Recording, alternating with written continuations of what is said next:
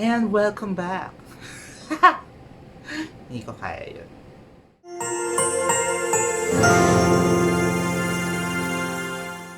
So this is the part 2 of misconceptions about yoga, the practice of yogis. Welcome to Move You Better. My name is Alan. And, ayan, pwede na ulit ako magtagalog. Introduction lang talaga dapat English. Alright. So, I searched and chose a site na para hindi umulit yung sa part 1. Kaya nga part 2 to. Confessions of a Yogi. 10 misconceptions about yoga. This is from feelbetterbehappy.com. So, why I chose these entries kasi sobrang swak siya sa to those, for those, about those, on those, for those who really wanted to do yoga but are so afraid to practice or even try because nakita pa lang nila they were intimidated. But I'll probably after this 10 misconceptions about yoga, I'll add my personal experience. Okay? So, my personal experience ako before even going to yoga. Okay, number 1. Again, this is from feelbetterbehappy.com. Thank you very much. Number 1, doing a headstand means you're awesome at yoga. No. Doing a headstand is just one of the several asanas out there. Okay? And a headstand can be accessible to people who've done gymnastics and acrobatics for a long time.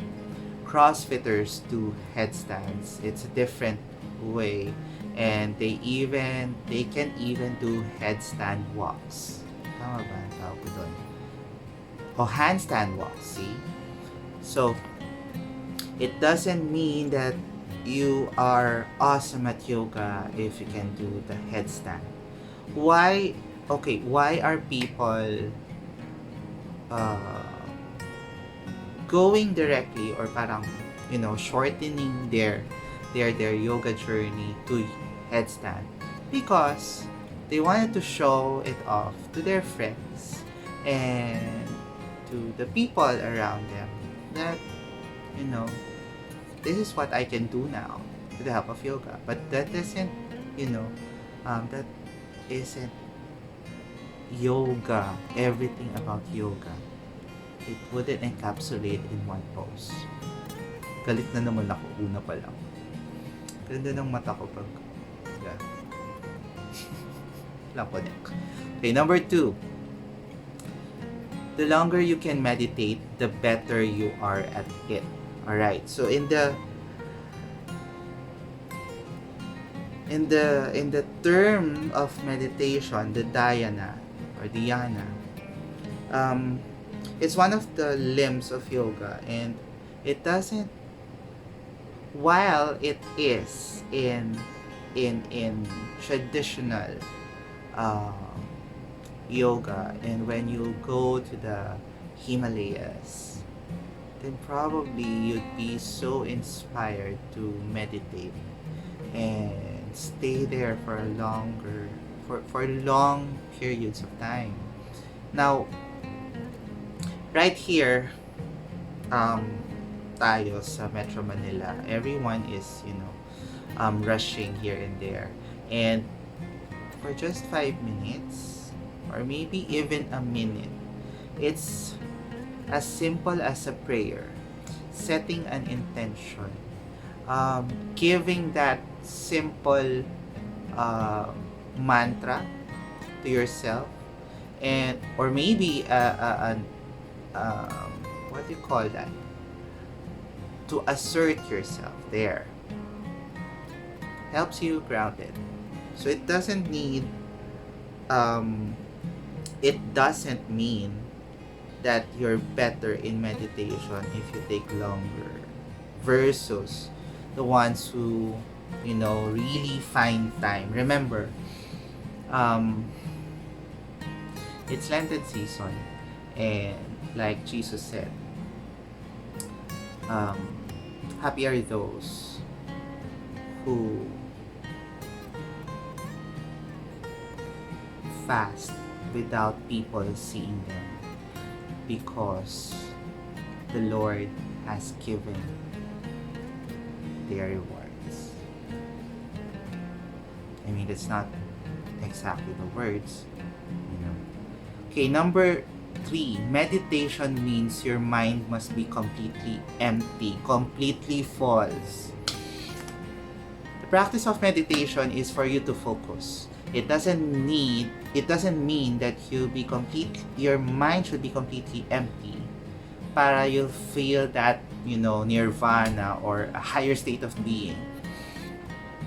But in the practice of meditation, it is also suggested that any thoughts are welcome, but these thoughts are just acknowledged and then let them go. Why? The practice of yoga, and like I said, there are 8 limbs of yoga, and one of them is meditation. And when it comes to yoga as provided in the Yoga Sutras, the first sutra said that the yoga begins now. So meaning at the present moment. So kung ano man yung sinabi ko kanina, minutes ago, it's done. It's in the past. And therefore, yoga is an ongoing journey. Right? Okay. Number 4. Yoga must be done Yoga must be done for an hour each day to be effective. No, not. Okay. So, yes and no. Yes, because some practices need more than 60 minutes to get that, to make the body really supple, and to make that, to create that internal heat, and to let the blood flow really, let the blood really flow. Kasi kung hindi, there are poses that may not be accessible, especially for people who are not, regular practitioners. So, the hashtag yoga every damn day doesn't necessarily mean the practice. Okay, like I said, I will go back that there are other limbs of yoga, and it's not just the third limb. Which is the asana, okay, or the poses. Yeah. Laki ng mukha ko na lang. Alright. Number 5, yoga is for spiritual people. No, sabi nga ni Chrissy, no. So, yoga is not just for spiritual people. And again, it's a choice. And yoga is for everyone. When I say it's for everyone, even for those who enter the space with judgment. Right? So let me repeat that again. Yoga is for everyone, and even for those who have their judgment. Because we're all humans, and we're basically our minds are paano ba, switch that way. As we with our senses, we judge, because it is with judging that we know that something is real. And so when we see someone doing an inversion, doing a handstand, a headstand, an arm balance, flying, then we would think again, is it real? So there. Number 6, yoga is just a bunch of yoga poses. Like I said, no, it's just the asanas. And it's only a physical activity for your body. So again, the number 6 portrays the third limb of yoga, which is the asana. And most yoga practitioners enjoy that side of yoga. So, while others enjoy, a slower version, a slower practice, or some of them would rather hold on to poses for a long time, or some just would rather meditate, and some would want to study and learn deeper the practice of yoga by through writings, through scriptures. Okay. So again, it's not just the physical aspect. Number 7, the more difficult your yoga pose or yoga class, the more you will progress in yoga. Yes and no. Let's start with no. No, because even attending, well, to me, the answer should be not the more difficult, but it's the consistency of attending yoga classes, practicing yoga, or being consistent to the yoga poses. Then you will really progress in yoga. Like any other learnings, the more practice, the more fun. The more practice, the more we specialize into something. And sorry, going back, yes,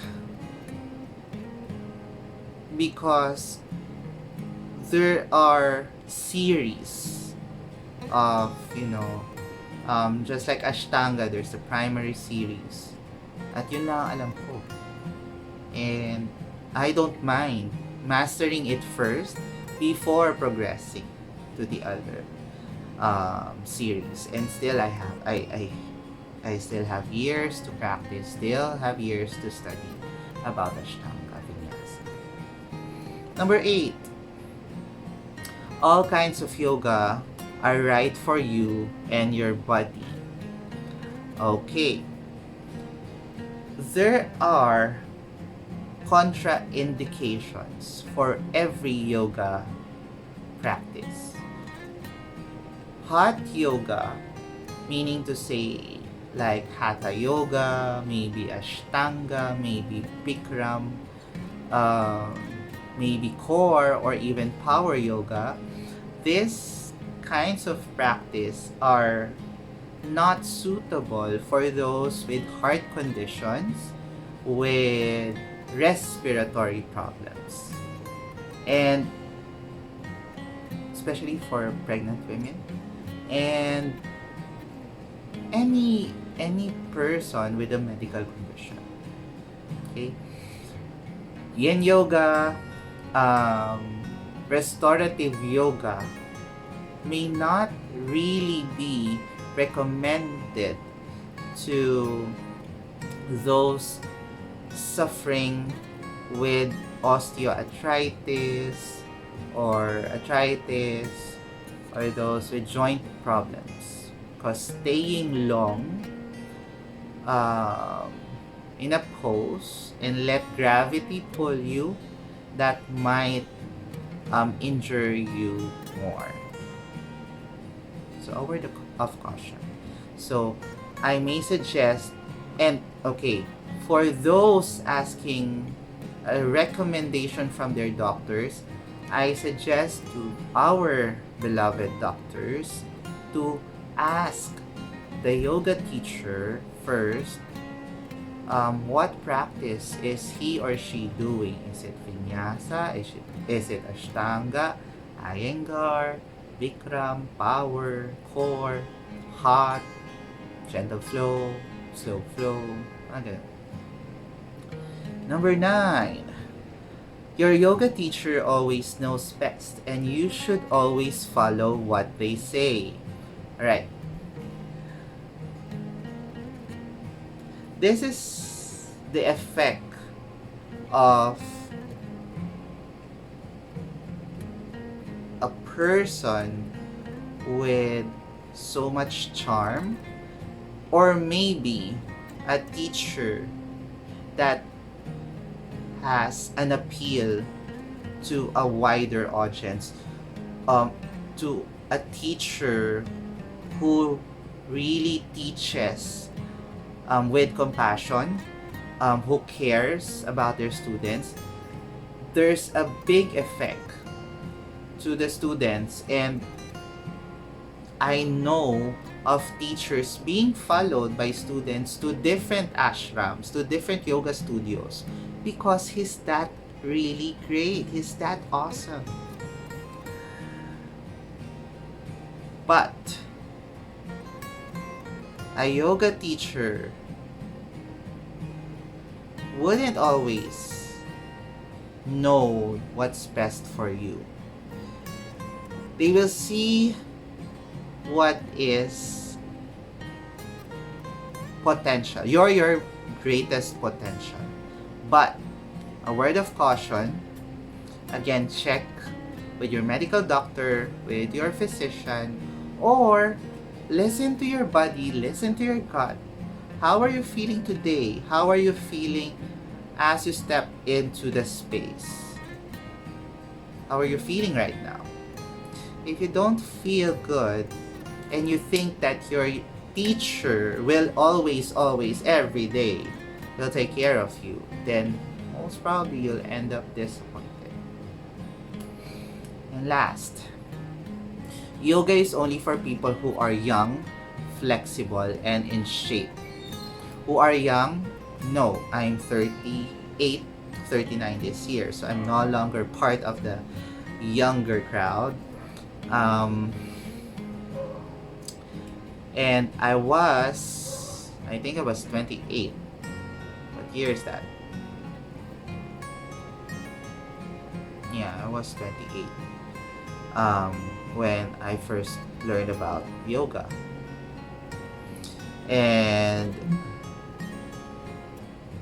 it's an advantage for the young who learned yoga for such a young age, because I honor them, because for these young minds to learn about, you know, the principles of yoga, the philosophy of yoga. Grabe. Ganun. Who are flexible, yes, it will help. And for those who are hyper flexible, tama ba? Is there such a thing? Those with, yeah,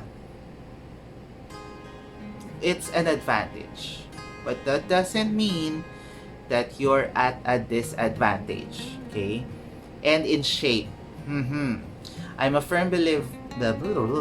I'm a firm believer that when you are not in shape, the more that I welcome you in my class. Why? Well, other than because I have a superhero complex, my dear. This world needs more kindness, needs more compassion, and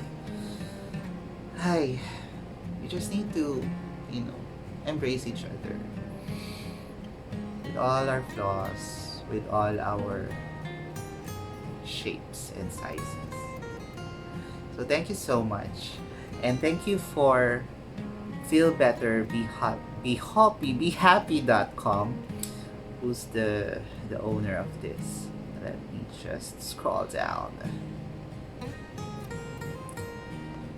Thank you to Tanya Oh, so this is quite hard. I hope I will not murder your last name. Tanya Mancharek or Mancsarek. If not, then please let me know how to pronounce your name, because I chose your article because this is really a sound article. So I hope you learned a thing or two. Well, basically it's 10. uh, in my part 2 of the misconceptions about yoga. Peace out.